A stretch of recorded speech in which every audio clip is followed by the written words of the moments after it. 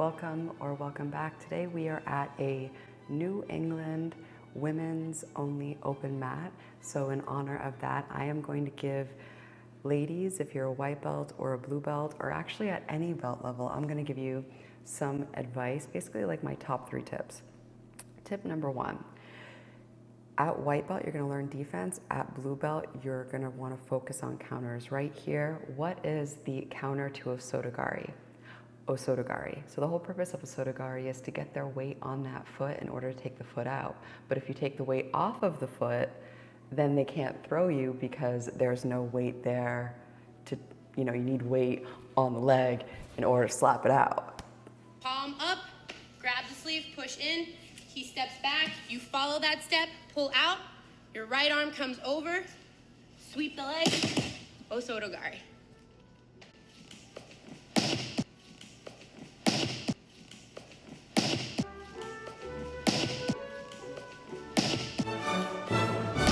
How you figure out which counters or which defense to learn first, this is super important. It's by rolling and taking a gauge of like your emotions. For me, it's basically what's kind of pissing me off. You know what I'm saying? Like when my coach, for example, kept on getting me in a Kimura trap over and over and over again, I was like, Crystal, maybe you should learn how to escape the Kimura trap, that Kimura hold. And there you go, that's how game is developed. So it's really developed at any stage. At white belt, look, this is another key example here. I know, look at this transition. I love transitioning to a triangle from an arm bar. I bet you any money, this has happened to her more than once, and I bet you she felt some type of way about it in order to cultivate a change and to find a solution. Do you see how she went over my leg here? That right there was the key move that defended against her ending up in a triangle from an arm bar. Can I get an amen? This is a church, so. Anyway, so think to yourself, and that also helps your rolls because, especially when you're first starting, sometimes rolling can be a bit intense, but if you try to take your emotion out of it and look at it like it's a science experiment and you're just collecting different data points of, okay, well, let's just see what position am I frequently in. For me at white belt, it was like, okay, I'm on the bottom of side control. How do I escape side control? And then I saw my first MMA fight and I saw, a girl get mounted and punched in the face, and I was like, okay, let's try to work on our mount escapes because we don't want that to happen. And at the beginning it can be a lot because you obviously have a lot to learn. And if you do everything, you do nothing. And yes, at the same time, you're going to be learning all these techniques in class. But the key to developing your own game is to roll and figure out what keeps on happening to you. Where do you end up? And ask yourself the question of, how do I escape this? How do I prevent this from happening? If that happens, what is the counter to that happening? The best thing in the world is when you find a counter to something that keeps on happening to you and you're about to roll and you're like, I wish somebody would. I wish somebody would try to Kimura trap me so I could do a spinning armbar. Like that is the mentality that it's super motivating because before, you're like, oh man, like this keeps on happening to me. And then once you find the solution, it's like, don't you want to? Don't you come on, do it. That way I can work on the counter. So yeah, that's what makes it fun. And especially when you can individualize your jiu-jitsu journey and your path of discovering what type of game you want to develop, it's very personal because it's going to be based off of your experiences rolling. Because different things happen to different people throughout their rolling experience. So, the best thing to do in jiu-jitsu and in life is to figure out, hey, what keeps on happening to me and what do I dislike, and then find a solution. And, So here is a top control, right? So as a white belt, any belt level, the key is how does one escape the bottom of any type of controlling position, and then how does one maintain a top controlling position. I did a whole video where, a couple of videos back where, escape versus maintain, and we played a game of, right here I'm going for, see how I have our head and arm isolated? Right here I am going for a head and arm choke. And the key thing here is, you see how I windshield wipered my left leg over? Typically what happens, and it's happening right now, is you may get caught in half guard.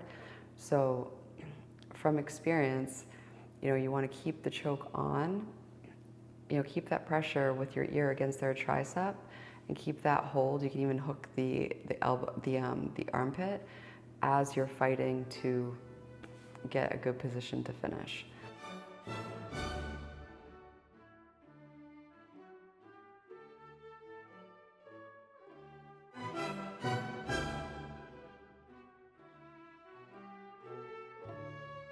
I remember when I was a white belt, and a blue belt, I was a blue belt.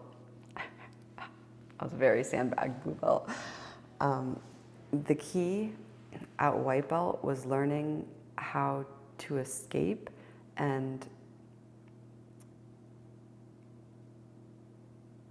redefining what winning was. Winning at white belt was, hey, I'm gonna get in 3 rounds of rolling.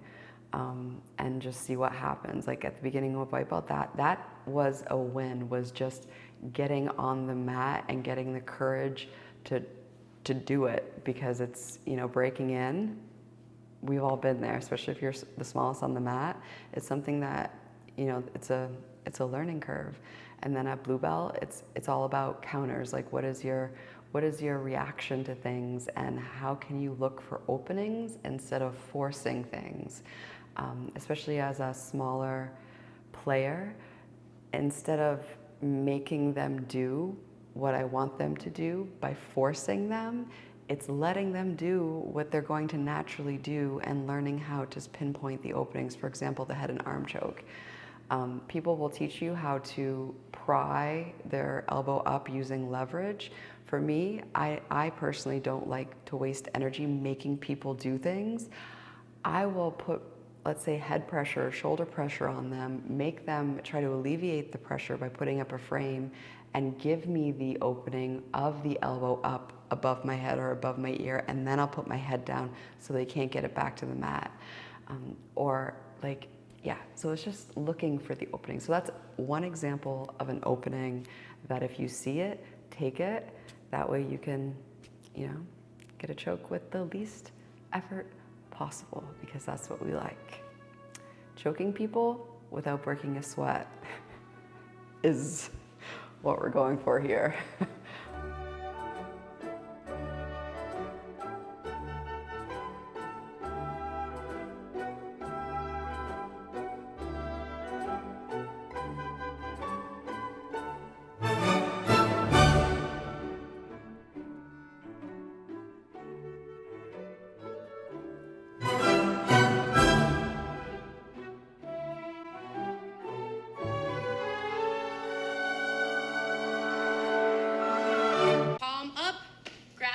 Push in, he steps back, you follow that step, pull out, your right arm comes over, sweep the leg, osotogari.